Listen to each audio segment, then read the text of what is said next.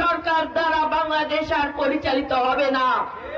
তাই তো আমার পার্শ্ববর্তী দেশ যারা হাসিনা সরকারকে একটি পুতুল সরকারে পরিণত করে রেখেছিল, যারা তাদের স্বার্থ সিদ্ধি করার জন্য বাংলাদেশের গণমানুষের অধিকারকে ভুলণ্ঠিত করে নগ্নভাবে হাসিনাকে সাপোর্ট করে গিয়েছিল, তারা আর কোনদিন বাংলাদেশের উপর শোষণ, নির্যাতন, নিপীড়ন করতে পারবে না।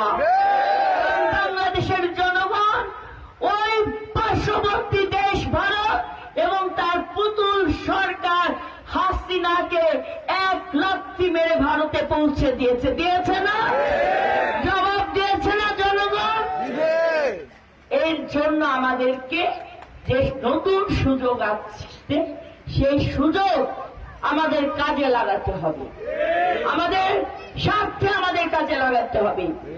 ব্যক্তিগত স্বার্থের থেকে দেশের স্বার্থ চিন্তা করে আমাদের কাজে লাগাতে হবে, আমাদের সন্তানের ভবিষ্যতের কথা চিন্তা করে আমাদের কাজে লাগাতে হবে, আমাদের